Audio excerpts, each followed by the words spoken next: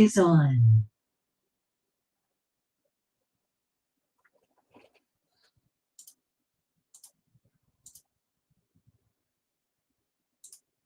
Who's that? Who's that?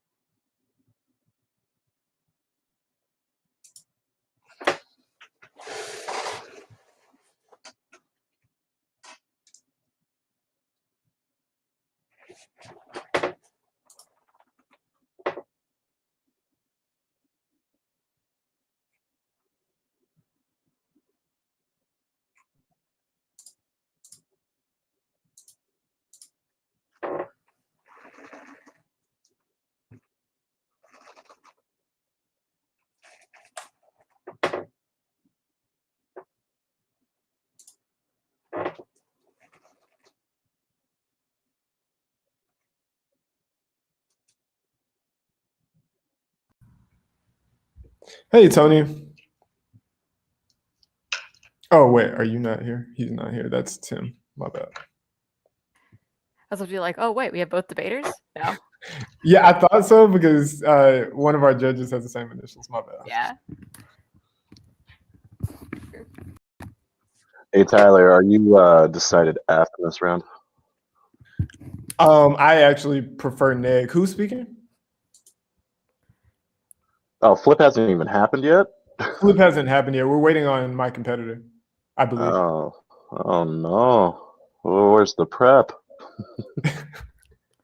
Yeah, that's kind of what I've been wondering. Prep is for the week. No, Do it live. I don't know. Okay. Yeah, we'll do it live. All right. there's Tony. Hey, I can Tony. find a coin if y'all want to do it. Okay. Yeah. If one Let of me get a coin. is mine. Yeah, I got it. All right. Do y'all know your records? My record is 4-2. Same. Dang. All right. Does anybody prefer who calls? I don't prefer Tony. You can call. Sure. I guess I'll call heads. I suppose. That's one.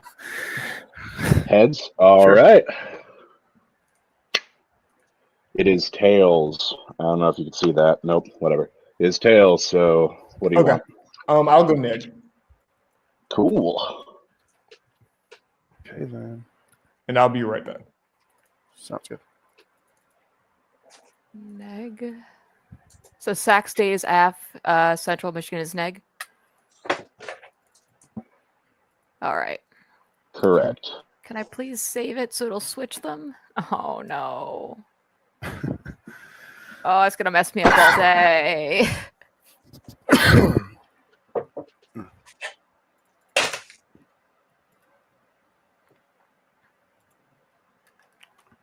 So I'll make a speed drop real quick. I'm assuming there isn't one already. Or is there? There isn't, to my knowledge. And now that I'm looking at my ballot for the judges, at least last time I was using 8x8, it doesn't actually show whoever the last of us submitting the ballot, like, you know, that the decisions are in. So I guess since I'm chair, if y'all want to privately message me when you're done with your decisions, and I can announce or whatever. Okay.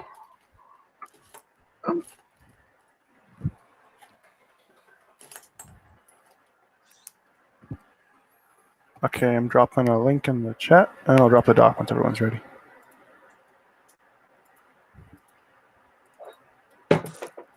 Oh, I don't know why some people just do the man. codes. I got the juice this morning, and it's just starting to ache.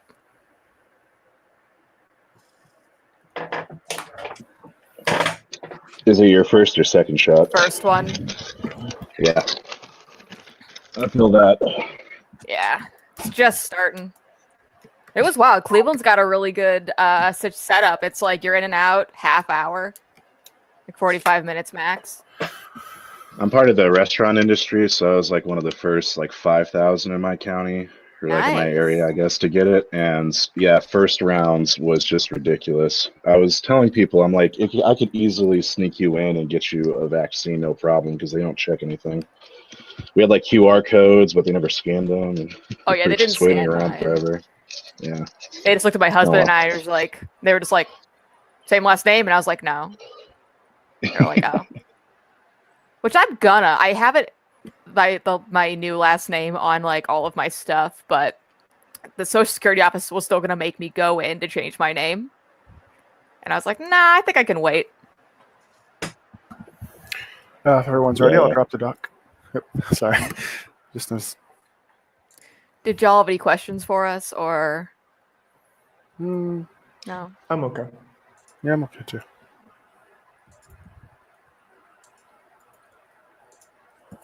There's doc. Let me know once everyone has access. Let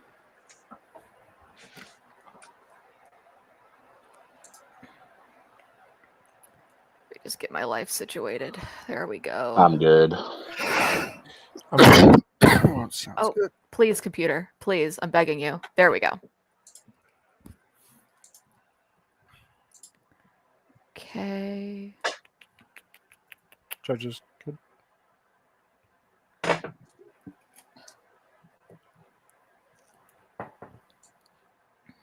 Is Alex there, Judge?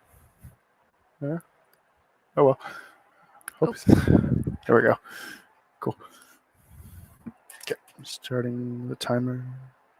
No. The current employment-based immigration system is broken and suffers from backlog. Green card availability in per country quota district lawful permanent residency, economic times 2019, and permanent residency card allows person to live and work permanently in the U.S. The current system imposes a cap on people who get green cards in the U.S. Make currently 105,000 green cards available every year to employment-based immigrants. Present no more than 7% of these green cards go nationals in any one country, even though some countries are more populous than others. Immigration may be penalized in their country of origin. The immigrant system is severely broken and suffers from decades-long backlog. That's the plan. The United States federal government will implement immigration reform that removes substantial statutory restrictions on legal immigration into the United States by A, removing lines 1 and 2 under D, worldwide level of employment-based immigrants that restrict unemployment-based legal immigration to 140,000 annual employment-based permanent residency cards made available, and removing lines 2 under A, per country level that restrict the number of employment-based permanent residency cards that are made available to natives of any single foreign state at 7% or 2% in the case of a dependent area. Solvency.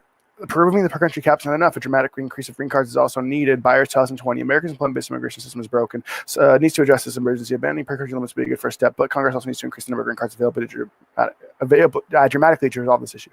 Now is key. Removing the cap and per country requirement solves for high-skilled immigrant backlog, discrimination, economic competitiveness, economic times 2019. We must eliminate discriminatory backlogs into the high-skilled immigrants and vulnerable exploitation and continue to contribute to the economy in combination with per country limits backlogs to keep nuclear families apart for decades while preventing U.S. employers from accessing and retaining the complacency to stay competitive. To ensure America remains globally competitive, we need to ease the backlog and leverage talent and expertise of our high-skilled immigrants and remove the last vestige of discrimination from our immigration system. Advantages are going to be semiconductors. U.S. industry is on the brink. Domestic workforce can't sustain competitive challenge and long supply chain, which threatens progress in critical tech. Hunters will suit 2020. U.S. semiconductor industry is a tremendous economic strategy that drives progress in AI and other critical tech, but other countries can increasingly challenge its leadership across the supply chain. To remain the lead in the U.S. will have to strengthen the semiconductor talent. American war talent will not be sufficient. High-skilled immigrant reform is one of the best levers available for all makers to preserve U.S. Leadership in the semiconductor industry. Continued leadership is not assured, but if the country can leverage its workforce talent, there is more than enough reach for optimism. The plan uniquely solves. Status quo is not addressing the backlog, which is key to supporting the semiconductor industry. Hunters will suit 2020. Reforms that could support the semiconductor industry. One target reform could involve country-based caps on the number of employment-based green cards that are issued each year. Green card applicants has long exceeded the number of available caps. Congress limited country-based caps to benefit the semiconductors. Most especially policymakers could increase the number of available employment-based green cards. Such reforms would require a large slate of efforts politically unfeasible today. Government subsidies are not enough. Only immigration reform can supercharge the domestic semiconductor industry. Like Home 2020, Congress earmarked billions of taxpayer dollars for the semiconductor industry, for American semiconductor manufacturers to counter heavily subsidized Chinese competitive. What perhaps most striking of the current push is the absence of any discussion of the one policy that has actually been proven to supercharge industry: high-skilled immigration. Impact scenario 1 will be leadership. China is threatening semiconductor leadership now. Maintaining the health of the domestic microchip industry is key to U.S. national security and global hedge. well. Herman 2020.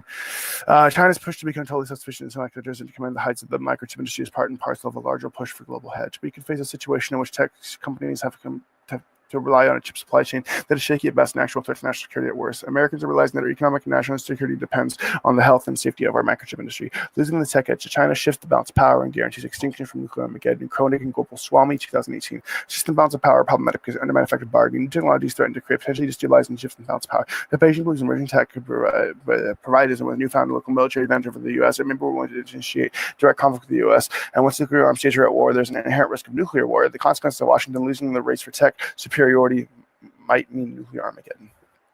So impact scenario 2 is going to be electric vehicles. Semiconductors are key to electric vehicles. EV production is on the brink due to chip shortage. Bolstering manufacturing is key to meeting the rebounding demand for automotive chips, in 2021. Semiconductors in the brains of modern electronics. In the automotive space, chips and our cars are exponentially safer, smarter, and more efficient. But a global shortage has impacted the automotive market and slowing production of some cars. The shortage is a reminder of the essential role semiconductors play in transportation. New vehicles increasingly rely on chips for fuel efficiency, safety, and other features. This growth in electric cars will play an even bigger role in global demand for chips. EVs are the internal link to reducing emissions. Conventional vehicles have limits, while EV emissions can be offset with decarbonization effects. Haas-Father 2019. Electric vehicles represent a substantial reduction in the life cycle of greenhouse gas emissions, and as electric generation becomes less carbon intensive, electric vehicles will become more preferable to all conventional vehicles. In virtual cases, there are limitations in how efficient petrol and diesel vehicles can become. Low carbon electricity and increased battery manufacturing efficiency can cut much of the manufacturing emissions of nearly all electricity emissions from EVs. Extinction from climate change can be averted, but cutting emissions is key. It is not too late to mitigate climate catastrophe. For our study on specific and recency, go to 2019. A stark climate change report came out that it is not too late for humans to make changes. Details most updated understanding climate change. The report looks at 2100 to see if major changes are made to mitigate contributing factors like carbon dioxide emissions. It would be much easier to cope with the changes that come at 2100 if adapting to a changing environment and more importantly to avert planetary disaster. The authors were surprisingly optimistic, showing that while the details of progressing climate change are sobering, you can do something about it. You can see it as much more rosy picture with past less than a meter of sea level rise even centuries in the future, and something that I can think we can all deal with and tolerate. To change our future with dramatic mitigations of human activity affecting climate change. The report outlines how policymaker and all of us at home can have the power to affect our future in one way or another. Framing, we outweigh our reversibility. Extinction is irreversible and risk the lives of people have yet to come. Prioritize extinction impact future generations outweigh Beckstead et al. 2014. Even small probabilities we could expect a loss of the order of millions of lives. Such a bad outcome could lead to the collapse of modern civilization. I would be sure to include the number of people in future generations who would not be born. We are talking about some 500 trillion people yet to come. It is therefore not just a public good, but an intergenerational public good. Future generations have no sound decisions. Their interests are underrepresented in the status quo. And on that note, thank you all for coming, and let's have an amazing debate. I am open for cross-sects. I'll start the 3 minutes when you start asking questions. Okay. Are all of my judges ready? If I don't get an answer from like some of you, I'll just assume you are. Okay. All right. First off, on your plan text, I just want to clarify that your plan only affects EB visas. Yes. Which EB visas specifically? It would be all the EB visas 1 through 5. Okay. Cool. Yeah. And for the per country level cap, that's the entirety of the per country level cap? Yeah, the 7% and 2%. Yeah, okay. It's just across the board. There's not like anyone that we're picking out of, I guess, like some countries. So yeah, it's all of them. Okay. Cool. On the semiconductor advantage, what is the internal link to solvency? Is it innovation? Which scenario are you referring to right now? Because it's different. Yeah. I'm well for solvency on the entire advantage. Like you talk about the domestic workforce and how it's unsustainable currently. So like the idea on the leadership one could be innovation. Yeah, we're keeping the tech edge, but on the other one, it's more of supply chain. So we have a continuous supply of the semiconductor chips because we need those for the electric vehicles and the output. Okay, so cool. But so the only the electric issue vehicles also been from innovation, but that's more of a supply chain argument on that one. So yeah, so the only like barrier to current EV production is the chip shortage. Yeah, that we don't have a secure supply chain in the U.S. because our workers aren't able to keep up. Okay, cool. Yeah, is there any modeling argument on the EV? Like you claim to solve climate change, but like, is there any modeling? Do other countries do this? Well, like the rollout of electric vehicle across the board has been shown to make an impact, but we're saying we're not going to be able to keep up with like the expected needs. So like if you look to like, I believe it is the Goad, that where it's like, oh no, the Haas-Father, like every like instance is good, and that the electric vehicles are like an internal link to reducing these emissions. Right. So but we can't say like France is doing this, and which is why it's good. So no, we don't exactly have like a modeling, I suppose. But like the electric vehicles have shown a correlation with emission reduction in production as well as just the obvious use on the road. So yeah, for sure. No, that makes sense. But I was just asking, like, your scenario is about EV production and supply chains, or like the chip shortage in the United States, right? yes. Okay. Cool. No.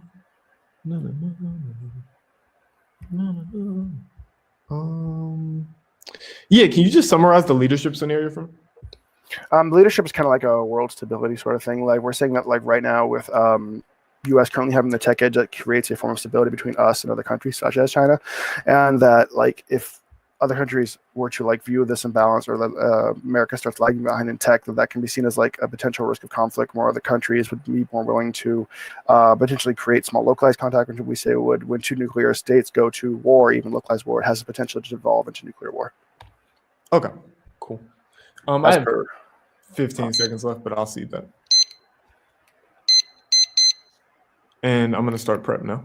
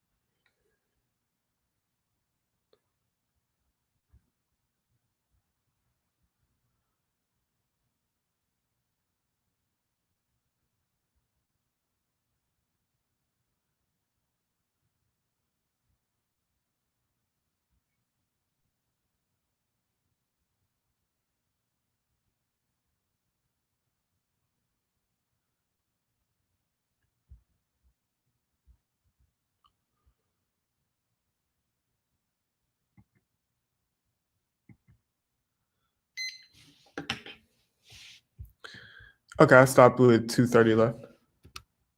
And I'm gonna put that in the chat and I'll upload the doc.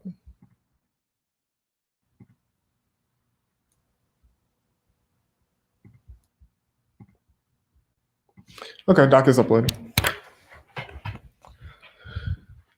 Then I'll give an order. The order is gonna be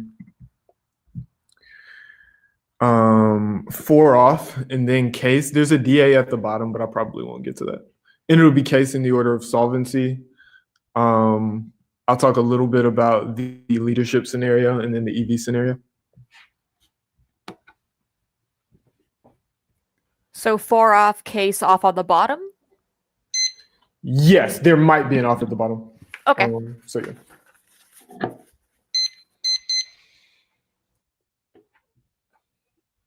And if I can get some cue when everyone's ready, I can begin. Well, I'm good to go. Cool, yeah.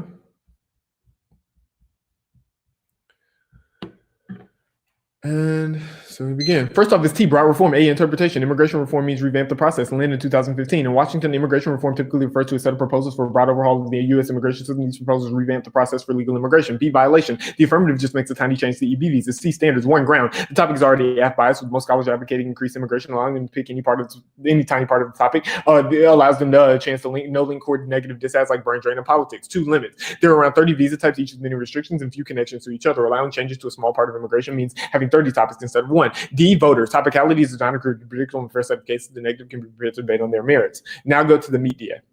A, immigration increases meat consumption. Rickardson et al. In 2018. For meat, the expected consumption among those born in the U.S. is higher than the consumption among immigrants across racial and ethnic groups, especially except for whites. Immigrants tend to behave more like U.S.-born individuals in terms of their food consumption as their time in the U.S. increases. B, the impact outweighs and turns the case. Meat hurts humans in many ways, and it's unethical to eat animals. In addition, the meat industry is implicated in a variety of different environmental issues. Vergenst and Savalescu in 2017. Livestock farming has a bad vast environmental footprint, water degradation, biodiversity loss, acid rain, coral reef degradation, and deforestation. Livestock farming contributes 18% of human-produced greenhouse gases. Climate change alone poses increased risk of extreme weather events and has been described as the greatest threat to human health. 2, it requires masses of grain, water, and land. 3, it hurts the global poor. Feeding grain to livestock increases global demand and drives up grain prices. 4, it causes unnecessary animal suffering. Sentient creatures, animals are sentient creatures. Most meat is produced in ways that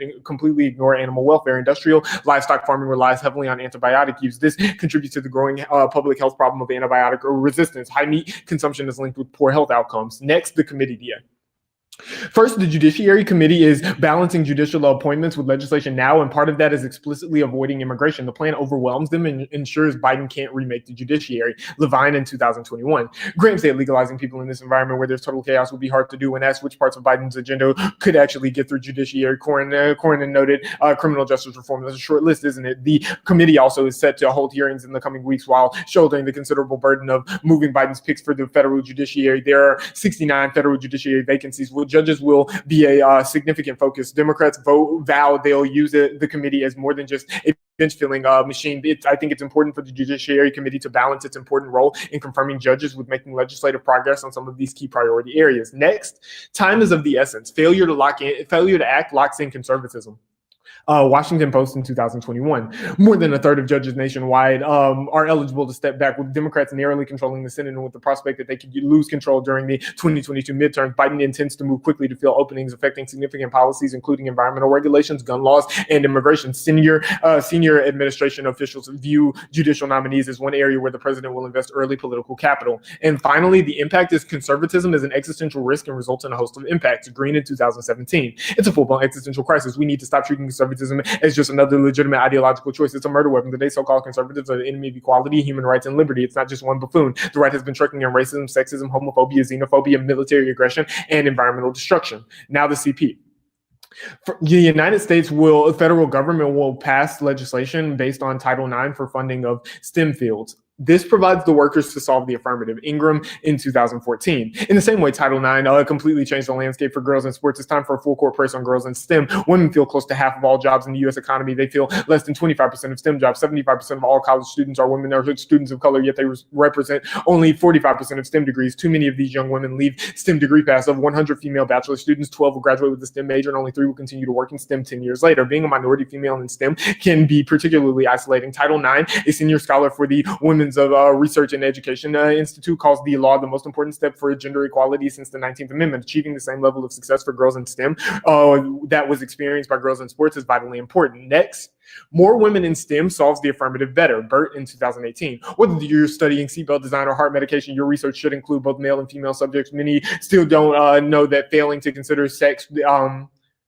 is the benefit of today's society, wrote president of YSAT. When it comes to research in both the academic and private sectors, gender diversity can have a number of advantages. Diverse research teams are more likely to come up with new ideas and perspectives. Citing a report in the Harvard Business Review, there are a number of examples of women doing scientific and medical research inspired by their experiences as women. And finally, the plan crowds out women from STEM fields. Ransom and Winters in 2016. We find that the Immigration Act changed native skills investment and utilization in 3 ways. It pushed black males out of STEM majors. It pushed white male STEM graduates out of STEM occupations, and it pushed white female STEM graduates out of the workforce. Now on to solvency. First turn, restrictions send immigrants to Canada, which solves innovation better. Kirkwood in 2020. Following Trump's decision to temporarily suspend the H-1B visa program, Canada Tech leaders are calling on those affected to reconsider location of Canada. CBRE named Toronto North America's fastest growing tech market after the city added more tech jobs in the Bay Area, Seattle, and Washington, D.C. combined. This is not the first time the Canadian tech ecosystem has reacted emphatically against restrictive U.S. immigration programs. Next turn, the plan causes a boom-bust cycle that makes the environment worse. Rosenthal in 2020. Deep-pocketed companies lobby Washington on immigration are joined by universities. As Teitelbaum observes that what emerges an elaborately successful campaign to keep labor flowing. Teitelbaum sees at least 5 distinct alarm boom-bust talent shortage cycles. The business community expresses concerns that the U.S. lags international peers. The government boosts the supply of workers. A flooded market becomes prone to shocks. Younger generations of students pursue different career paths. And finally, on solvency, turn. The plan reduces employment investment and training. Rosenthal in 2020. The steady flow of relatively cheap H-1Bs has helped diminish incentives for many companies to invest in training and development. Warden professor wondered how businesses could complain of difficulties finding qualified candidates with unemployment hovering just below a post-recession high. The real culprits are the employers themselves. Now, I'm going to go straight to the EV scenario. First, warming is not an existential threat. Piper in 2019. The report frustrated many climate scientists. 6 researchers argued that the report overstates the risk from climate change. The fact is that even the most pessimistic reports evaluated responsibly don't suggest climate change will end human civilization. I'm going to skip the turn that plan increases extraction. Go to U.S. can eliminate emissions and change nothing. NAM 2019. The U.S.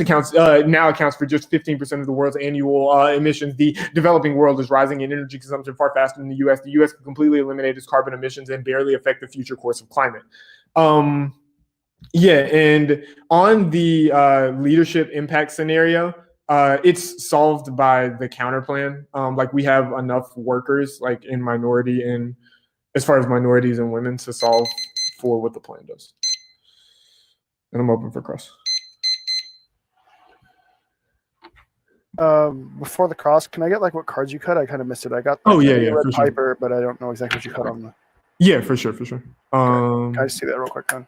I'll send Mark Doc. Because I know you got to the Piper, I believe it was, but after that, I can't tell exactly where you went. Yep.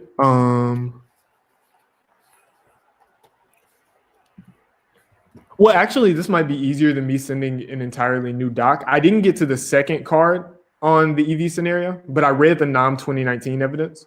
So you skipped to NAM? Yeah. And I didn't read the retrenchment DA at the bottom. So we didn't do. So we just didn't do SIM. Yeah, just the one card. It's terrible. And re-entrenchment's gone. Yeah, re-entrenchment's gone.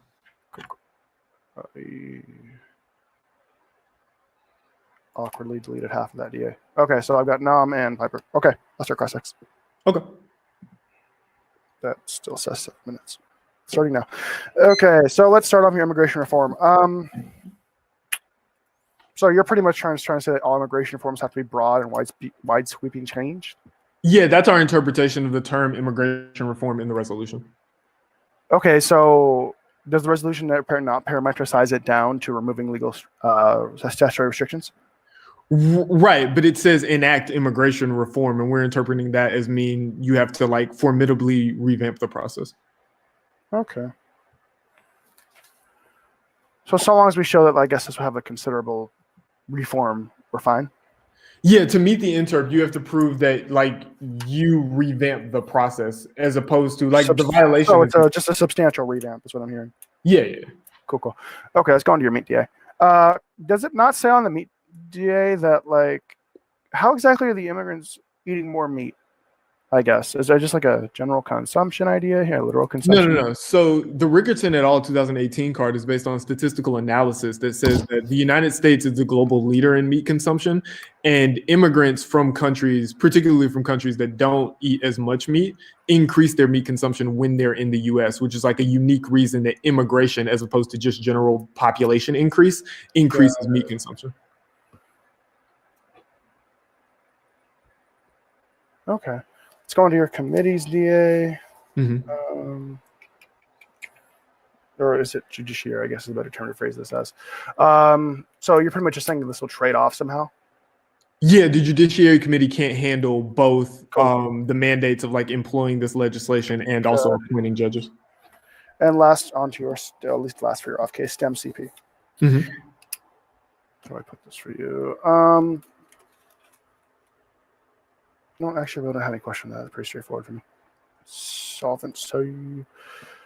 So how are these restrictions from 2020 going to send people to Canada now? Well, I mean, the warrants of that card still stand that like when immigrants aren't able to come. Oh, actually, sorry. I've got a better question because I didn't actually understand this one. The boom bust cycle. Explain. Thesis. Yeah, effectively, when you like create this insurgence of workers or this like significant increase in workers, the market becomes prone to shocks and it creates this sort of like cyclic feedback. So if I show that like it's not going to outright shock the system, I'm fine. So I'm going to show it's like hordes of people coming at once. If it's Yeah, I mean, my evidence says that the market becomes prone to shocks when you inject, like when you boost the supply of workers. So I mean, yeah, if you have a direct refutation of this, then we can have that debate. But Sure. Let's see. Oh, and that's fine. That's just, cool. I will do 4 minutes of running prep starting now. I'm running out of my mouse pad.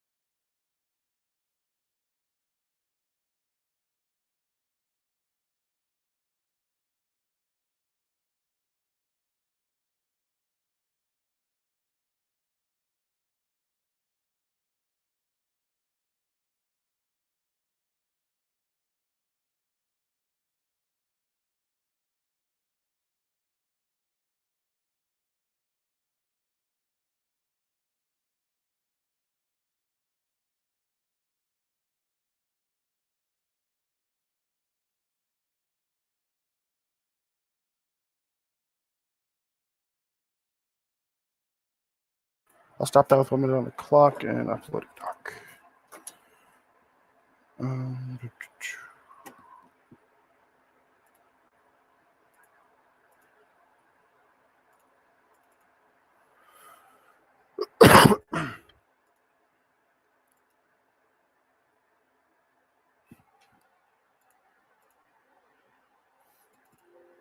Oh, right, it's open.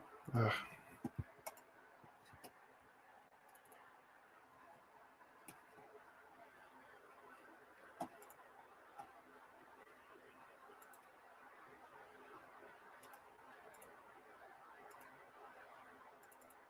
Okay. Once everyone has it open, just let me know.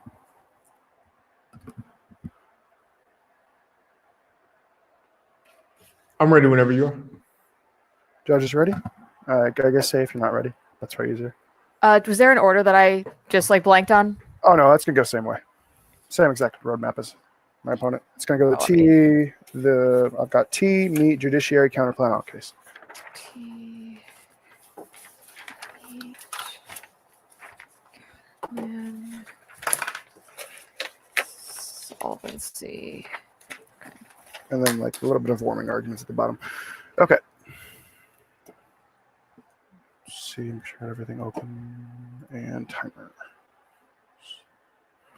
Cool. Starting 3, 2, 1, go.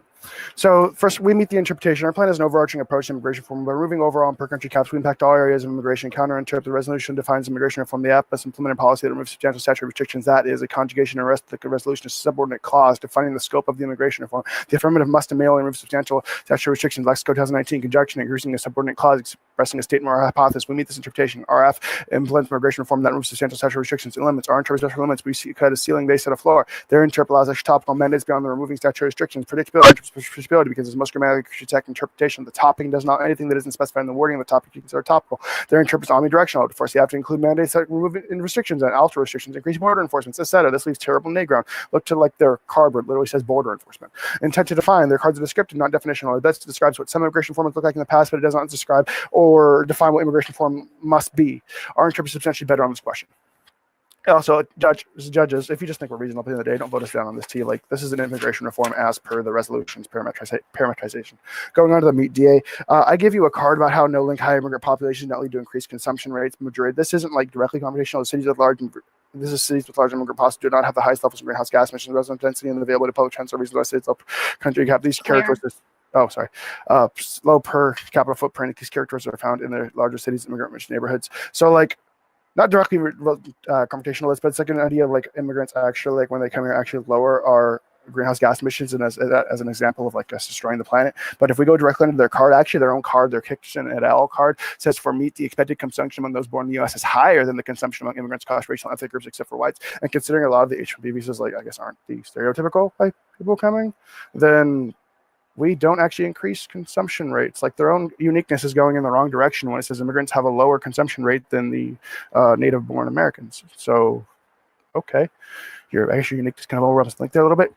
Going on to your judiciary, yet again, look to their Levine 2021 on the uniqueness level. It doesn't actually specify there's ever going to be a trade-off or anything here. Like it says that legalizing people in this environment where there's total chaos will be hard to do. So it's saying that perhaps Biden doesn't have the political capital to pass our kind of an affirmative right now, but like we can fiat the passage of it, and it doesn't. And all this says is that they're potentially looking forward to like actually reforming the judiciary, but it never says that a passage of the immigration reform bill in here would actually lead to a trade-off with the judiciary. It just says that right now their focus can be on the judiciary, but never actually says that if we pass immigration reform right now, we're going to lose the ability to reform the judiciary. So this, yet again, the uniqueness just is like not working in the right direction for them. If it's not a Brink story, it's saying that great, right now things are looking pretty good for reforming the judiciary. It's not, it's working in our direction. If anything, it's not showing that we're going to cause some kind of a Brink. Going on to the STEM CP. We're already seeing, like, look at the card solvency. This is from 2014. We've already actually seen efforts to include, I guess, women and other minorities and this is particularly parameterizing young women. So we've already seen efforts to include them in like the STEM field since 2014, but also there's no reason we can't perm this. No reason we can't incentivize having more women included in the STEM field, as well as incentivizing this immigration reform.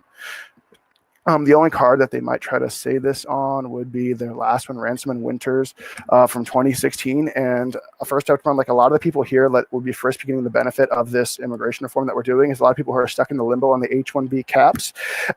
So like all the people who are here already on H-1B visas technically are already in the U.S. and are working. They're just not guaranteed to be working for these. They don't have a solid level of employment because right now they're at the mercy of the state, whether they stay or not. They don't have long-term permanent residency.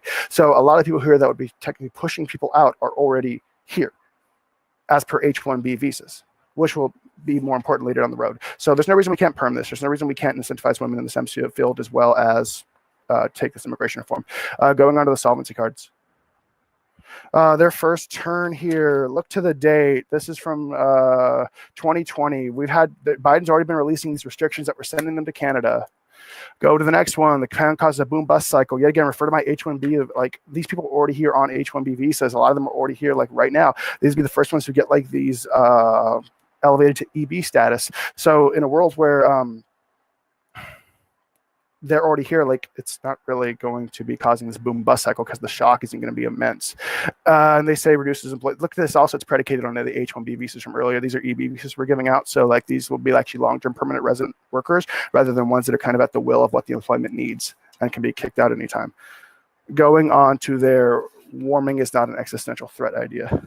Look to our cards where it says that like pretty much that it is. Like if don't know how to phrase this for you. Like, this is all from 2019 GOAT, and like frustrating climate change. Like, yeah, it says overstates the risk from climate change and like, sure, we can even like maybe like won't be absolutely cataclysmic, but like even then we still have to like, we can already see the effects now. We've seen loss of coral reef barriers, we've seen acidification of the ocean, we've seen we've seen acid rain, we've seen droughts happening all throughout the world, we've seen weather fluctuations in the US alone. So we can definitely say there are going to be some impact from climate change. The only way to avert those getting worse is through our plan. And look to our authors where they're saying, yeah, they even agree, yeah, it's optimistic, but only if we start making change now, and we're not making that change. Turn the plant pieces of extraction, like it doesn't. The idea of the green paradox, like the Jehovah paradox, which is like when people gets more efficient, they consume more. But in a world where it's electric vehicles and charging, there's like really no way for them to consume more gas if we're going fully EV vehicles, which is what we're trying to ramp up. At best, they increase more electricity, but if you look to my cards on the EV vehicle, even the production of the electricity and like the production of the cars in itself still leads to a net negative of greenhouse gases. Yeah, so at best this is mitigation to the impact, and we should still have like the Chinese impact or the idea of like settling the world stage with tech hedge leadership. So at the end of the day, you should still be voting off. We still have access to our everything.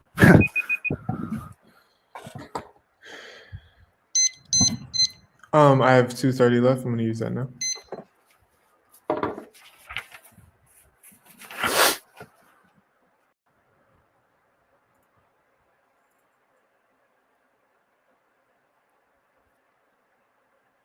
Oh, that's where it was.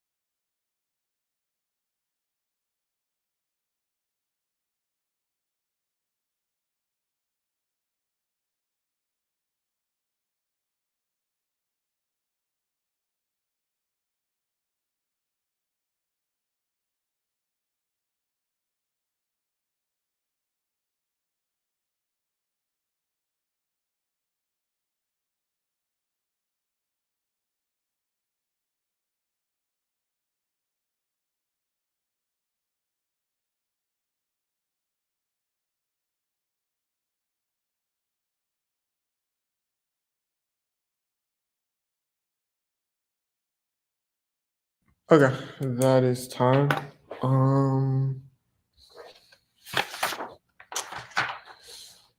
So the order is going to be no new cards.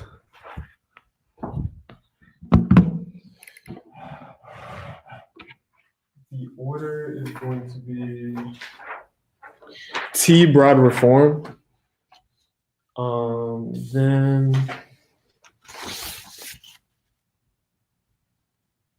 the committee DA. Yeah, the committee DA.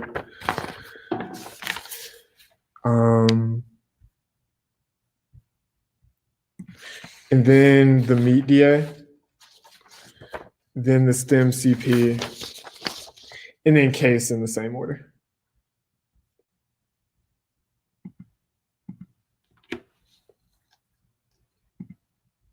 in case will just be like an overview where I'll talk about CP solvency for case, I guess.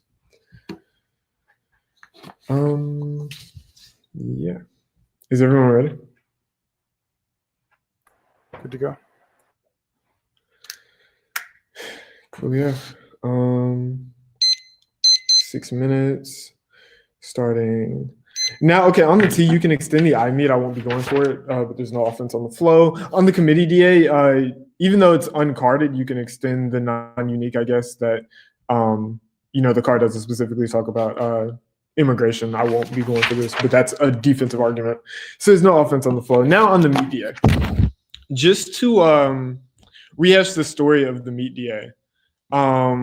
Particularly the Rickardson et al. Card, it talks about, and my opponent talked about this sentence, that the expected consumption of those born in the U.S. is higher than the consumption of most of immigrants across racial and ethnic groups. But the second part of that card, which is the link, is that immigrants tend to behave more like U.S.-born individuals in terms of their food consumption as their time in the U.S. increases. So the longer that immigrants, and this is extremely important because my opponent tries to get out of a lot of the links and uniqueness stories of the DAs by saying that the AF is just affecting people that are already here, and so it's nullified. One, EB visas are granted to immigrants that are outside of the United States on the basis of LPR. And so the AF, like 100% affects, as per the plan text, affects people outside of the United States and brings them into the United States. But even if it doesn't, the longer that immigrants stay here. So right now, my opponent's story is that these immigrants are here on are not here on permanent residency, but the AF gives them permanent residence. That's going to increase their time in the U.S. and increase their meat consumption as the longer that they stay. That means that immigration is uniquely key to increasing meat consumption, and the non-unique doesn't work. It's not going in the wrong direction.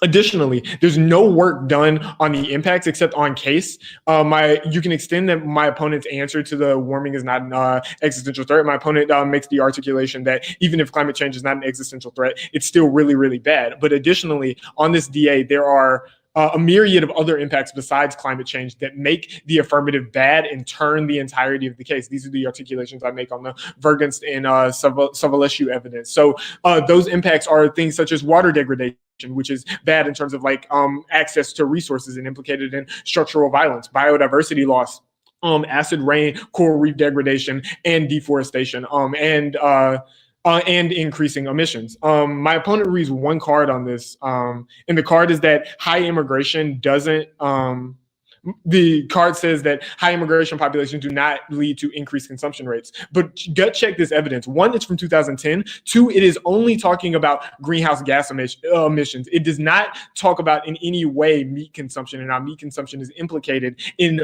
all of these other impacts. This advantage is functionally conceded. And there are no arguments as to how the impacts don't outweigh and turn the case on the basis of magnitude, because these are things that are happening now and we're seeing devastating effects of. My opponent doesn't have any existential impacts that aren't solved by the CP, which I'll get to on the CP flow. But additionally, there's also the ethical arguments that I make in terms of the impacts that it's unethical to eat animals that go unanswered. So the impacts of this advantage go largely conceded. Even if warming isn't an existential risk, it's still really, really bad. And the impacts of this affect outside of just the United States. And so the United States could eliminate emissions card doesn't nullify the impacts of this advantage. And it serves as a net benefit to the CP, which isn't immigration, but go there now. So on the CP, just as an overview, the counterplan solves better than the affirmative. There's zero need to bring STEM workers to the U.S. when we have a huge population of incredibly capable women and minorities who can easily fill the spots. The problem is that they are driven out of the STEM field at every opportunity. This means you can't perm. There is no sufficient answer to this. My opponent just says that people are already here and wouldn't push out. One, the plan text says that you uncap EB visas and uncap the per country limit. That is necessarily bringing people in. So this the no people are already here argument doesn't work. But my card is also talking about the status quo, where women are excluded and being pushed out of STEM fields. So that doesn't solve. And you just increase and exacerbate the problem. And there's no articulation as to how the how the CP alt does not solve. But but yeah, you can't perm because people continue to push out, as they are doing in the status quo, continue to push women out of STEM fields. And my opponent said that we've already seen efforts to include, but that's not a reason. That's not a reason not to do the affirmative, like the affirmative, or not the affirmative, the CP alt. The CP alt increases funding and attention to the disparate resources that are allocated to women and minority in STEM fields, which is net better than the status quo, and increases the inclusion and participation of women in STEM. Yeah, that's my Ingram 2014 evidence, which goes basically conceded. Conceded Burt 2018 evidence, which is that more women solve STEM better. And the plan crowds out women from STEM fields. There's not a satisfactory answer to this, so you flow this across. And the conjunction of the MEET DA and the STEM CP outweigh all of the AF flow, especially when there's no articulation made in response to my argument that the affirmative, or that the CP alt solves for the first, the leadership scenario. So there's no risk to solvency on that because the internal link is innovation, and women solves by providing the workers, or the women in STEM CP solves by providing the workers that are necessary. Additionally, on the EV scenario, it only affects the US, and the US could eliminate emissions and change nothing. The warrants of this card are really, really good because they talk about how the US is just 15% of the world's annual emissions and wouldn't even make a dent. So at the end of the day, you're voting for the CP and the media. I'll take my 1 minute prep.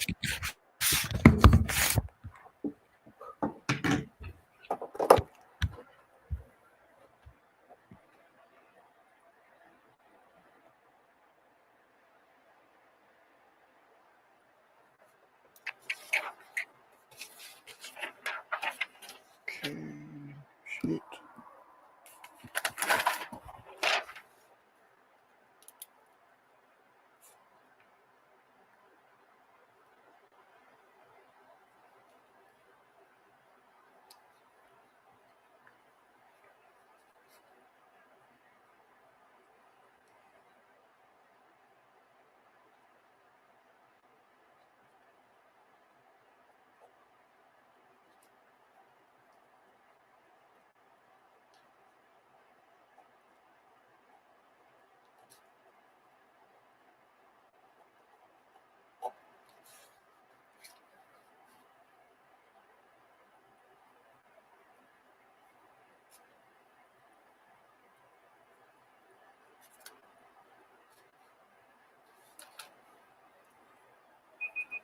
Okay.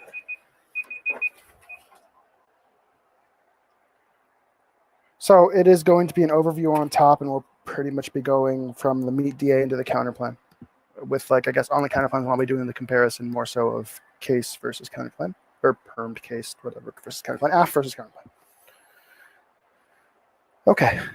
If everyone's ready, I'm going to take the silence as yes. Okay. Yep, I'm good when you are. Cool. Oh, and well, yeah, actually, is it okay if I flash a card, I guess? It doesn't really matter, just to support an argument I already made.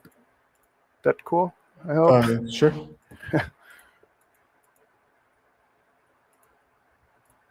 Oh, I've got to resave it. My bad.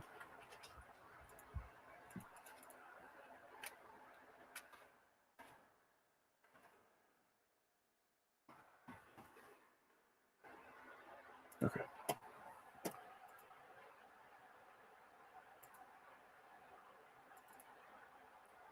It's not going to make a big difference because we're already working with them. Like the fact the H1B piece is already here, like that was already working with, but it's just there, just in case I need it. Okay. Now, 3 minutes on the clock. Let me know if everyone has it open. Sorry about that. It's pretty much just the backing for that argument, but it's not going to make a difference. Cool. 3, 2, 1. So first of all, you'd be voting for the AF on today's debate, and the main reason you're going to be voting for the AF is first, the perm and the AF just solve better for these issues. They've completely dropped their solvency arguments out of the last speech, so we pretty much have solvency at this point. And at the end of the day, even if you believe some of the mitigation on that global warming extinction, they keep the leadership idea is one that both of us are trying to argue over whether the counterplan can do it than the permed or AF world.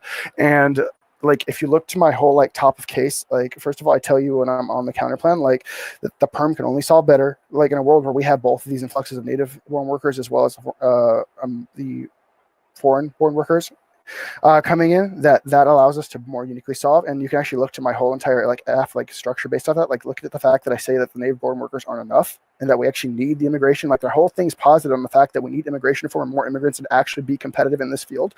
So, like, I would say that the amount of people would get in from immigration, like, my ability to outsource for that need is like what you will uniquely solve here. Going under the DA, they completely mishandle my greenhouse gas reduction emission card here. When I tell you, if you look to their uniqueness card, it's all positive. Like, all that destruction you're seeing is because of the greenhouse gas emissions from the livestock. So, when I'm saying the immigrants reduce it, that is definitely some mitigation on this DA. So at the end of the day, you're left with a perm that has the ability, they try to say the immigrants will push out women from the workforce. I tell you that, no, look at all these cards. They said I dropped the argument on the 2014 card, but I tell you the 2014 card is old, and we've seen some significant changes in trying to get more women employed in the workforce since then. So at the end of the day, I feel the perm just works the best because we now have a better access to the native-born workers as well as foreign-born workers, and my whole entire advantage is posited off the fact that the native-born workers just aren't enough and that we need more foreign-born workers. And the H-1B that I flashed over was just where did it go now? Oh well. It was pretty much the backing. No population influx. The majority of people waiting for EB visas already in the U.S. Congressional Research Service 2020. Currently in the U.S., almost 1 million lawfully permanent foreign workers and their present foreign workers and their family members have been approved and are waiting to receive. The backlog can impose significant hardship on these immigrants, many of whom are already residing in the U.S. So it's like we're not going to really trigger this meet DA a lot harder. Where it's just with H-1B visas, a lot of them are already here. So yeah, at best we just secure better workers for the U.S. And I feel like the AF and the perm world does it a lot better because we have better access to our advantage and impacts. And then when it comes down to an existential risk, judges, you're just going to really believe what do you think is going to be more likely to cause the existential risk, global warming and the leadership scenario, or just who has the better chance of solving for it? The double influx from two different areas, or just trying to somehow pull up more native-born workers versus people who are already specialized in these fields coming from abroad. So at the end of the day, Judge, I just advocate a vote for the affirmative and perm world because we actually allow for people who are already specialized in these fields to come abroad now, and we can get the relief that we need now for these issues of climate change and global leadership. Thank you. Or tech leadership. Good debate. Good debate.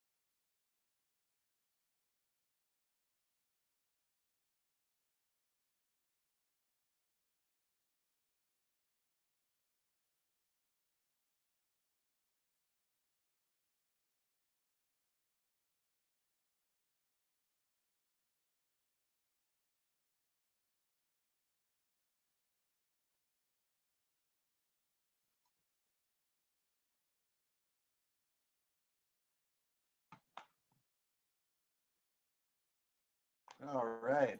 Is everybody here? Yep.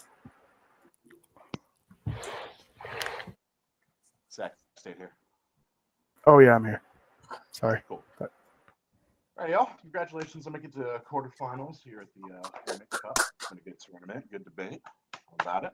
So the decision is going to be a 3-0 for the negative. Congratulations. I guess since I'm already speaking, I'll go first. I'll try to make it brief and kind of give some pointers, and then at the end of everybody's RFD, if anybody has questions or whatever, we'll take it from there. So I think this is a pretty easy decision for the negative team. There are no solvency deficits towards the counter plan, which means that I grant them 100% access to solving the case, which means that it only becomes a question of is there a link to the disad and this little internal net benefit that's happening on the counter plan. So the argument about how we've already been seeing efforts be using to try to increase participation in STEM fields is purely defensive. There is always going to be a risk that increased immigration is going to push out more women and minorities within the STEM field, which links into the permutation. So on that level alone, I think that that means that the permutation is not the best policy option, and because it solves 100% of the app, that's a decent enough reason for me to vote. On the meat disad, I also think that that's an implicit disad towards the permutation that's never really addressed. So the only question becomes, does consumption increase under immigration or not? While I honestly believe that in the comparison of evidence, Tyler's evidence is not necessarily that compelling, I think that the articulation coming out of the NR is definitely more persuasive compared to what came out of the 2AR about how it functions. And so, you know, this kind of gets to the whole thing that I was getting frustrated with throughout the debate. I think that as the affirmative, you are very light on context and explanation. You say a lot of statements, but you don't contextualize them or give a lot of in-depth analysis. And I think that there was a lot of tricks that you could have used within this debate in order to try to give yourself more time to develop those arguments. For instance, the impact onto the meat disad is essentially just climate change, because factory farming like completely rips apart land and flora and fauna that helps with carbon sequestration, and you know, like cows and different animals produce like methane and everything like that. But then on case they just say, well, warming's not an impact. I think that an easy 1AR strategy would have been to just concede EV advantage entirely, be like, yeah, warming doesn't matter, there's no impact to the meat disad, which means that it's only going to become a question of the judiciary disad, which has no uniqueness, and the impact should have already happened for like dozens of years or whatever. And then this counter plan. You need to be making strategic concessions so that it just makes it easy for you in the debate, and also realize like how different things interplay so that you can figure out the way that the negative is going to have to go in a particular debate. So with the counter plan, for instance, it's not good enough to just be like, there's a perm, because there's always going to be a perm, but with a counter plan like this, there is going to be that issue of opportunity cost, which means that you need to go heavy on the disad, heavy on the net benefit, and talk about the solvency of the counter plan. I don't think, for instance, that the counter plan's actual text would be able to sufficiently solve semiconductor production in time, because it's about funding STEM fields, which means we have to wait a long time for people to be educated to be able to get the PhDs so that they can start building things like semiconductors, whereas we have immigrants who are waiting to get in now that can build it now. So there's a delay disad, and that's like what you need in order to be able to go against this. So yeah, that'll be it.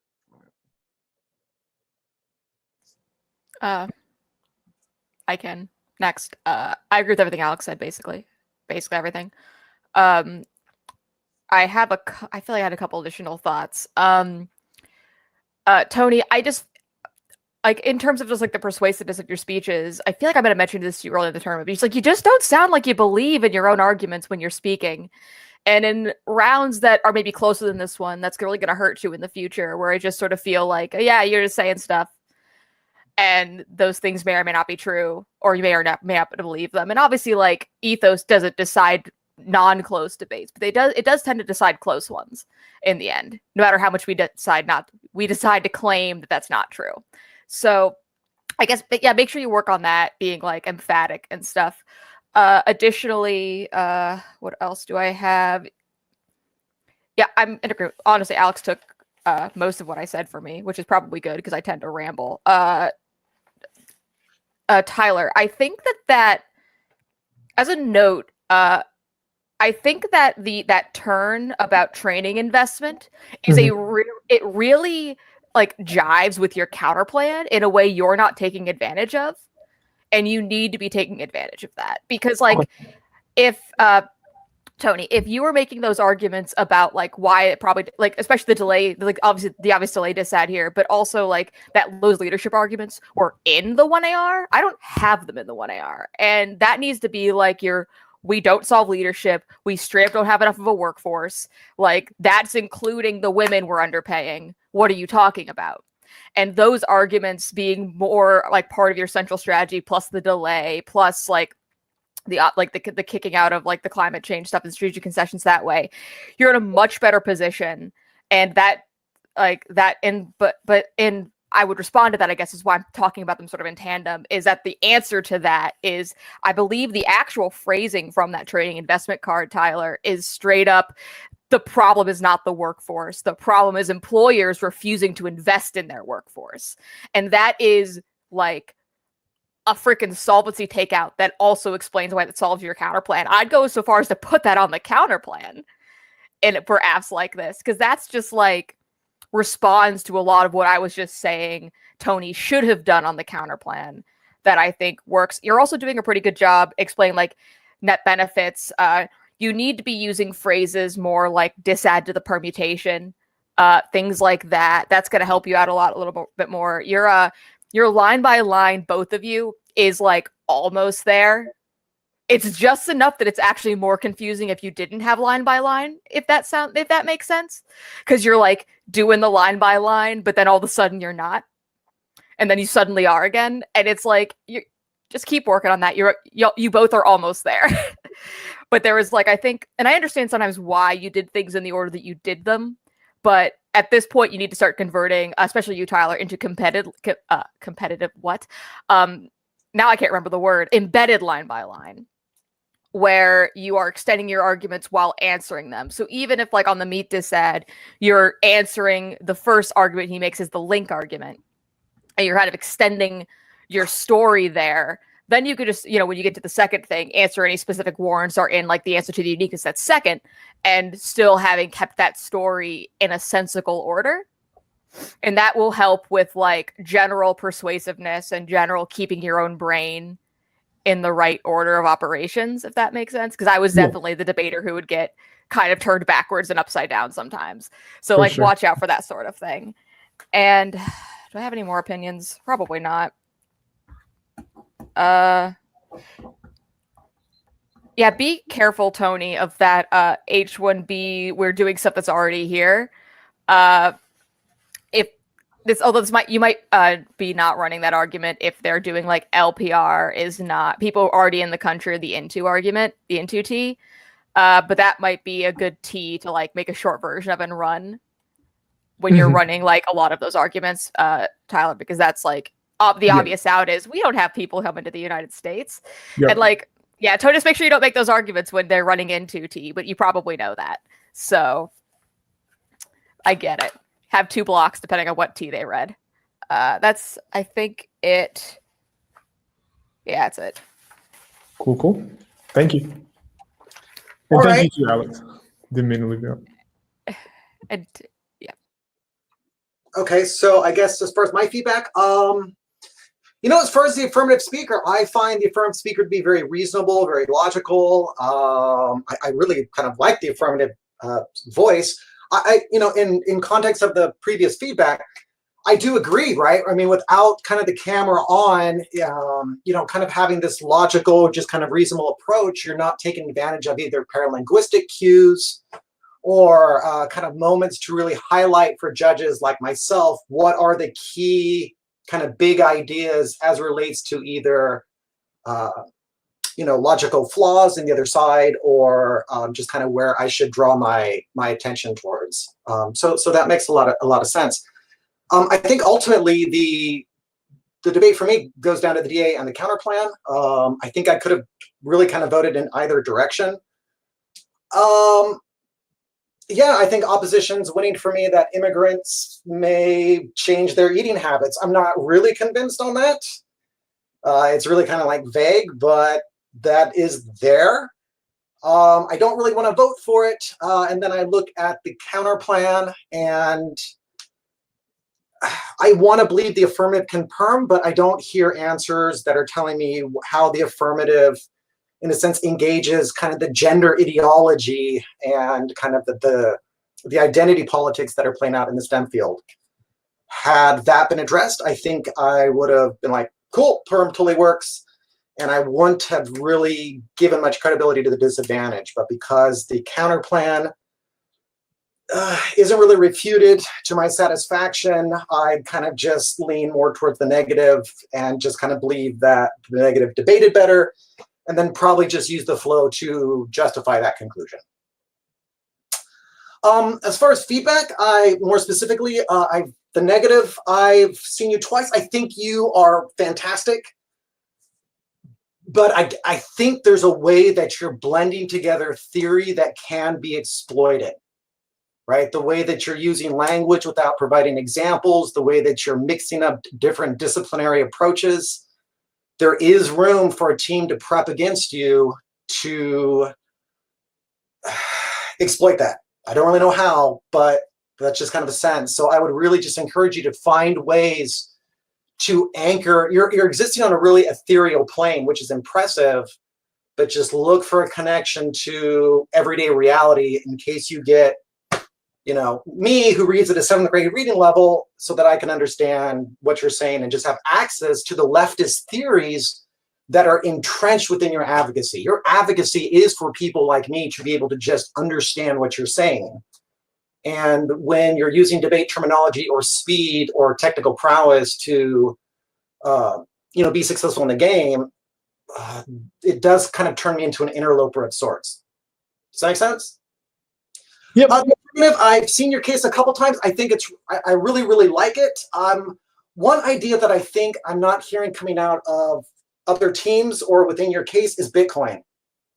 I think Bitcoin and its implications it has to the global transfer of power, the way it might destabilize the dollar, the relationship it has to semiconductors, the relationship it has to China's kind of thrust towards developing mining rigs.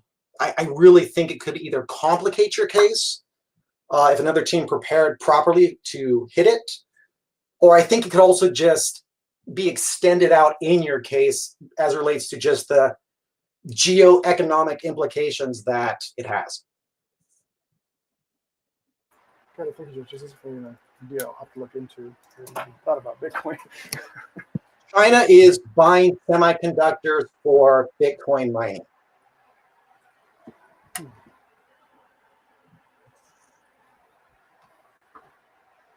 So actually, it kind of makes your scenarios non-unique, right? Because China's still going to mine Bitcoin. They're still going. Does that make sense? It also links to your electric vehicles because Tesla and Elon Musk are investing in Bitcoin, and then he's using Tesla. I mean, there's a lot there. Thank you, Josh. That's all I got. Cool. Thank you all for judging and great debate, Tony. Great debate. Good luck, everybody. Everyone have a nice day.